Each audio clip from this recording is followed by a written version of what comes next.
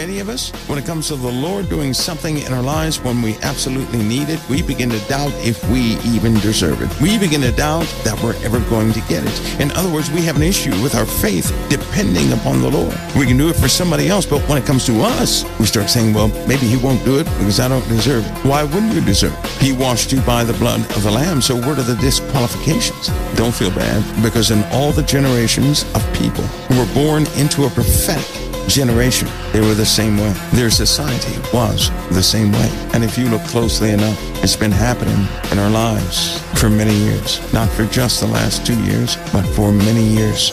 And since that time, things have taken these change factors, notable change factors, and you see them with the advent of the computer, with the advent of AI. Cell phones is one of the biggest changes we have. We don't have borders anymore. The telephone took that away. The cell phone took that away. Emails took away people's patience. Now we have a demand society. We don't have a society with patience. We have a society who demands everything, and they don't see why they can't get it right now. This has changed everything, but it's exactly like those prophetic generations in times of old. I want to bring these things out so that you can see this is not the first time something like this has happened, but that this very time that we live in is notable just like the other times in history. Except God made a promise. He said he would do it one more time, not 50 more times, but there would be one more time, one more correction, if you will, one more set of the fulfillment of prophecy, and this is it. This is the last time. See, the last time was marked by the birth of Jesus. In the other times in history, the world did not have the birth of a Messiah, but we do now. I'll tell you one thing Pharaoh did state, and they wrote it down, but he realized that God was the God of gods and that he regretted ever doubting that. He didn't know why his heart was so hardened. Remember, God hardened his heart. You remember that? When Moses was talking in the presence of the Lord, saying, the Lord said, go back and tell him that to let his people go. And Moses said, well, he's not going to let his people go. And God said, I know he won't, because I'm going to harden his heart. That's why every time Moses made a plea for his people, Pharaoh said no, because God hardened Pharaoh's heart. Now, he did this for a reason. He hardened Pharaoh's heart because every time Pharaoh said no, there was a plague that would come across the land. Now, the plague accomplished a few things. Most notably, it accomplished within the Israelites at the time, or the Egyptian slaves, it made them really consider and begin to fear the Lord again. And it got them used to certain acts of God again. So those plagues became worse and worse and worse and worse until the day they were escorted out from Egypt.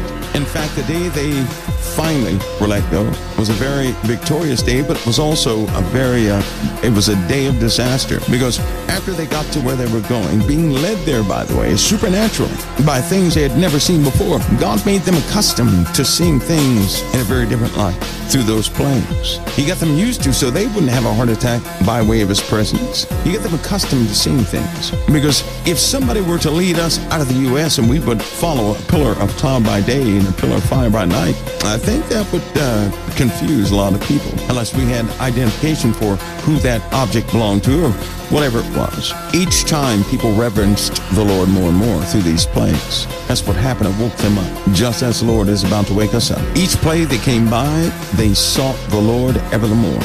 They began to remember him. Remember, they were Egyptian slaves. They were not treated very well. Things were harsh for them, but they regained a quick respect for the Lord again through many of the plagues. They began to respect the Lord again and actually listen to Moses, because the plagues overwhelmed everything. Anyway, upon following him out, they got up to they couldn't get across. The Lord did that on purpose too, because at that time, many people began to say within themselves, let's go back to Egypt. We had it made there. Why are we here? And so what happened was, while they were going forward, many of them stalled because they were thinking about going back. Keep listening. While they were thinking about going back, and they had actually stopped, and they were thinking about going back, the Red Sea opened. When it opened, everybody who did not go back started going through. Some people stalled. All the individuals who stalled, do you know what happened to them? They didn't make it. The water collapsed in on them, and some of them were actually killed by the Egyptians. And a great many of them were also slain because they paused. They considered, let's go back. See, what was happening here was, there was a filtering, is what happened. Those who liked Egypt, who began to live with the conditions, why were they living with the conditions? Why did they think that? Because they gained favor among the Egyptians, ruling over their own people. They had forgotten about their brother, is what they did. Folks, listen to me. The people who paused and looked back were the same people who had advantages in Egypt. In a land that enslaved them, they had advantages. And so they weren't willing to give up that advantage for what? To go in the middle of nowhere? They didn't know. So when they paused, that was enough time lost. If they had not paused and kept going, they wouldn't have been swallowed up by the water. But they paused and they looked back. And of course, Pharaoh began to pursue them, and he got some of them. And the water collapsed on the rest. A great many of them made it through. Those who didn't look back, who kept going, they made it through. Those who paused, they were lost. Now, that was one of the first things. But that is a multicultural type story. That is true even today. What they did was they forgot about the brother. You know what, in today's world, as you watch these events, what do you hear? You hear the resounding statement, we are right and they are wrong. That's what you hear. Do you remember the arguments before World War II? During some of the presidential wars prior to World War II, same things were said. We're right, they're wrong. Democrats are wrong, the Republicans are right, the Republicans are wrong, the Democrats are right. You heard the same thing. And it got to the point where people were no longer interested, nor did they recognize their neighbor, another human being, as being a human being. But they were interested in what they belonged to. This happened before World War II. All of a sudden, when they were drawn into combat, people began to die. When they were drawn into combat and all these letters came back notifying parents that their sons were dead, then a great sadness struck this land. That's when people became patriotic and they said, you know what, forget about sides. This is about humanity and a tyrant. See, because we haven't figured it out yet, we as Christians. Have you noticed that humanity always has to have an enemy?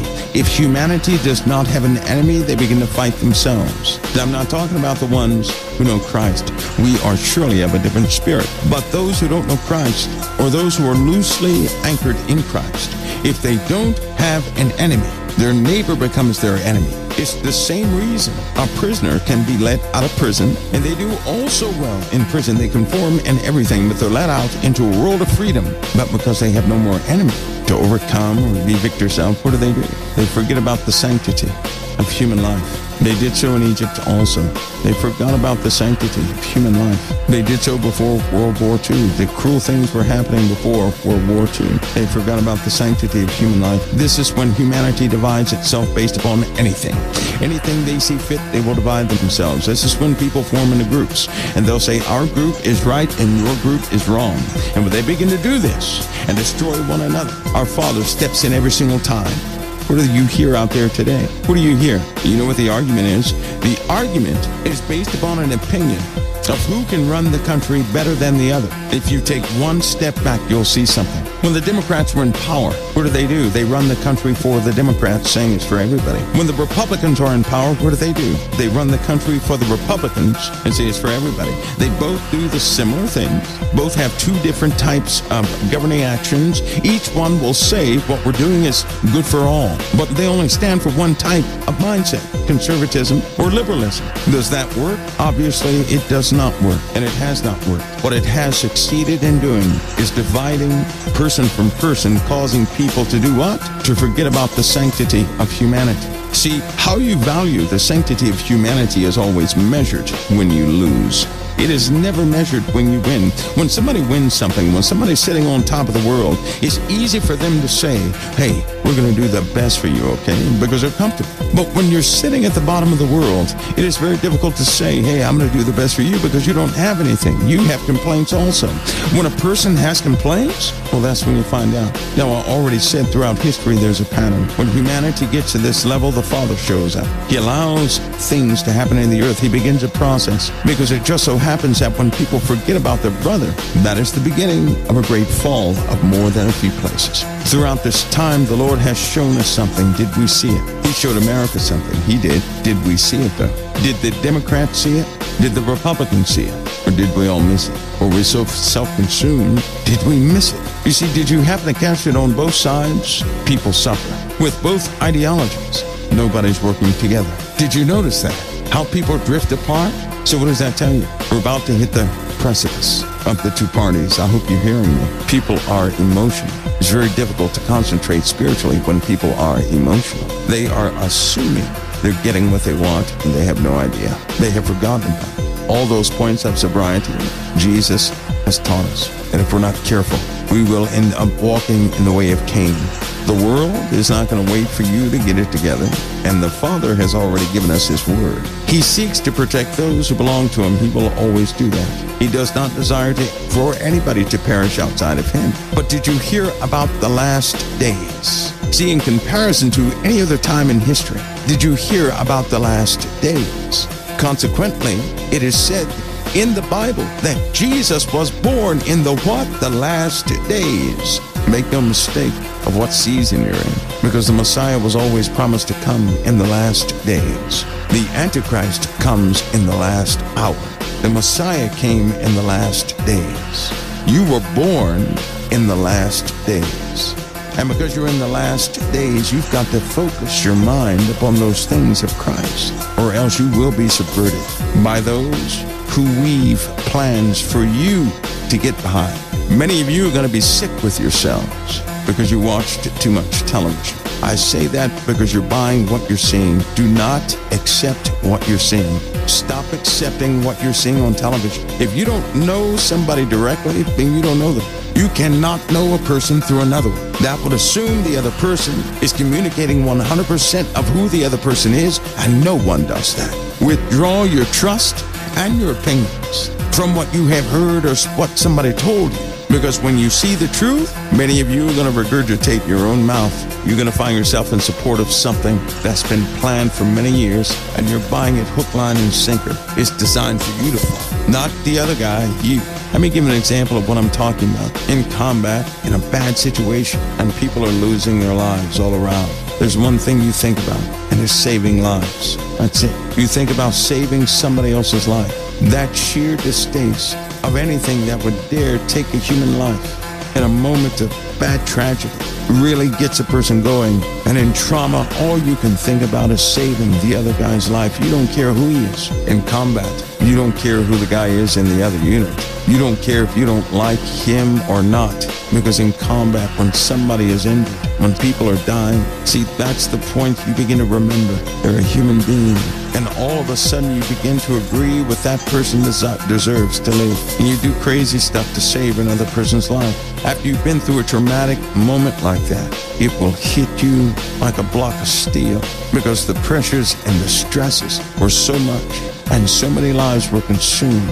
You begin to see what took that other human being's life. You begin to see, it's almost like you see life in slow motion, to events that led up to another person losing their life. And you begin to say it's not worth it. That's just like me. I don't enter into arguments because it's not worth it. I've seen the end result. There are a lot of things I won't do because I've seen the end result. See, I could quite never get out of that place of not fighting for my fellow man. Somehow I'm still stuck in the area where the sanctity of life means everything. Not the words of a person, but the life of a person means everything. Somehow many have forgotten that, as is the case in history. And every time humanity forgets about the sanctity of life, something happens. Something horrible happens. And it seems like it's without mercy, and it consumes thousands of lives. And the trauma continues day after day. It's almost as if the trauma continues until those who are left alive realize that the sanctity of life outweighs everything else. And in that moment, when you see the sanctity of life again after having gone through a trauma like that, you begin to see how precious and rare your neighbor truly is. And you don't seek to destroy your neighbor, you seek to lift them up. You don't seek to call him an idiot or stupid, but you seek to educate him. You see, we've lost that ability in this land. It's totally lost. It's gone. Nobody thinks about it. It's not in the normal conversation, nor is it in the thought patterns that we share. And because it's gone, and because I know it will always come back, because the Lord makes it so, I know right now, this measure of cruelty that you will see with your own eyes is for that very reason. See, I told you, I don't advocate for one side or the other. And because I do not, I stand back and see what happens to everybody. Every time one of them is in power, something you have close is checked off the list. You began a long time ago not tolerating too much, but now you tolerate just about everything. And still we have the same mindset. Well, you gotta watch it these days. I can tell you now, any outsiders, do you really think they're gonna let an outsider continue? You've lost your mind. It's not gonna happen.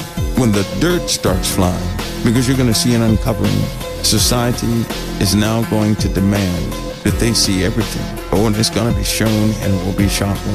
And that's when people begin to blame. People see what you supported. That's when a Christian will call a Christian up. You supported that. You're no good to anybody. Click and hang up. They're going to allow somebody else's life to ruin their relationship. That would be like you guys are on the phone. Let's say Biden wins, and then all of a sudden they find a problem. And then Biden has to pause his presidency because they found a problem. And all the Republicans start calling the Democrat friends saying, look what they found. See what you were serving. And then the Democrats say, well, no, because that can't be true. You guys are going to be mad at each other over somebody else's stuff. And then they flip it again and say, wait a minute, we made a mistake. Well, by that time, you've already gotten rid of half your friends. Watch and see. This, while the world is going to prosper, the new security measures that are coming out because of this election, the mail-in ballots, the biometric ballots, oh boy, we're going to have a good one. How you vote biometrically, you can't fool that system. You watch and see.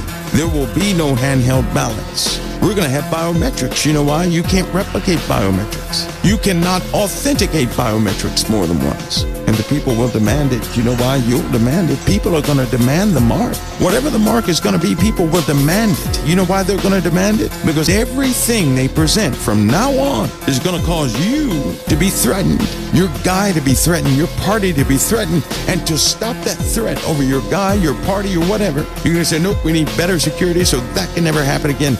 Watch what happens with this election. You think they're going to show up person to person and walk through? You're nuts. They're going to kick in biometrics. That's what the 5G is for. They're going to change that. And if they change the way you vote, you better believe your finances are going to change. You're not going to lose money. But if you don't accept being a new citizen of a specific type of nation, a brand new born nation within a nation, you can forget it. And that nation's going to be universal all over the world. Because if you think America's having problems with voting, you watch and see what happens in the other countries. Be shocked, Christians, that the similar thing will happen with them too. COVID-19 is not just in America. It's in other places too. And they have to go on with their business too, don't they? But authentication is causing a problem because of hackers and cheaters. Even if they hired all the hackers and cheaters, even if they were the ones, the government were the ones burning up the ballot, knowing what they're doing, getting you to stand behind something. I'm not so easily fooled. I'm not schizophrenic either. See, because I've seen operations where they go to greater depths to do lesser things. You may have no idea what this is accomplishing, but I can tell you right now what you're involved in the middle of is turning over everything for the entire world, not just for America. That's the part you don't understand. And if you buy it hook, line, and sinker, I don't care what side you're on, the world will buy it too. Thus we have a kingdom called the beast standing up, but a very different beast kingdom, one that you're a part of, one that you made happen because you demanded that your guy win. Because you demanded that your guy had proper representation. Hope you understand what I'm saying. There really are good people on both sides, but they're not going to be good for long. They're going to be squeezed out. The great majority of them are gone. And the ones who attempt to change anything in this system, well, you can see what happens to them. And at some point, one of them came to give a last cry. It just looked a different way. When a warning is given, if somebody knew about something really bad, would you evaluate the person? In this society, we do. We look at the person rather than the message. We do. We evaluate the person. We won't hear the message unless the person passes the test. And if the message is not like everybody else's message, we don't want the messenger. That's the truth. So we shoot the message, and it can't get the message to us. The very things people were asking for, somebody was trying to give. But with all things, have you noticed that every single messenger, even the biblical ones, the people had something against them? See, that's why I disregard things against a person, because I know this one thing that maybe you don't know. In order to be a good messenger, you've got to be in the dirt. If you're in the dirt, you're going to be dirty. That's just like a Christian. God didn't call you to walk on the clean green grass. Nope. Where did he find you at? In sin. You were in the mud. You were dirty. You came from the dirt. He washed you by his blood. He didn't say he washed you by water. He said he washed you by the blood, that you may be covered even when you look dirty. But see, when you get before people, if you look dirty, they don't want to hear anything you have to say. But that's exactly what a Christian is. A dirty person saved by grace who knows all about the dirt. So when one comes forward, in this day and age, they are rejected. Oh, did you hear what that person did a long time ago? Well, good Lord. Aren't they supposed to be sinners saved by grace? What do you want? Somebody who never entered in? Don't give me that person who never did anything wrong. I don't want anybody near me like that. You know why? They can't do combat. They can't go into combat with me. They can't go into spiritual warfare with me. Only those people who have looked Satan in the face know what he looks like. Otherwise, he can fool a person. If a person does not know what real evil looks like, they can be beguiled. Don't give me anybody who has no experience being in the mud. Give me the dirtiest person you have. That's the one I'll take. Thank you. I'll go to war with that person, spiritual war. Don't give me some inexperienced individual. All they know is the good stuff. But see, my point is, when somebody comes forward like that, this is our mentality. When somebody comes forward in any capacity, and they've got dirt on them because they've been with the dirty people, all of a sudden they're rejected. Not knowing that if you've been in the mud, you have a wealth of knowledge about those who still dwell in the mud. That's exactly what happened in this country. It happened in this country. I don't go as far as everybody else goes with all the stuff. No, I did not do that. I don't bash people either. But I'm telling you something. Whenever you want to know the truth about something, go get somebody who's been in the dirt. Don't get somebody who just read a book. That's why I don't talk about subjects I have no experience with, because that's called hypocrisy. Go get somebody who's been dirty with it. Have you ever noticed that in Christianity, when a Christian has not been in the dirt, they're always offended. The smallest things offend them. But somebody who's been in the dirt, you can't really offend them. You can say what you want to say, they're still there. They become solid. You're not going to get rid of them by way of offense. No, they just keep fighting. But everything is backward in this day and age. And because it is backward, people want somebody squeaky clean. Well, the Lord even said, what people call for, speaking of a nation or a society, they're going to get a befitting person to satisfy them, to show them what they were calling for. You have to remember something. God is not some I got you person. That's not who he is. God is God all the time. He doesn't take naps and go to sleep. He's not dozing off in a corner. He's a very disciplined father. He is always the father. America right now is guiding this entire world into a time that from the onset, for a lot of people, it's going to look one way. It'll turn out to be far different. For the Christian places like this, I don't know if they listen to me or not, but they're coming after you. They're going to say you started it, you were part of it, and they could potentially pull your license. You know that little 501(c)? They're going to go look at it. I know this, so I'm going to tell all of you this. This is a time to really put some action behind your words and your heart. Don't let those who seek to take the voices away, don't let them take the voices away. Don't let them do it, because you're part of this too.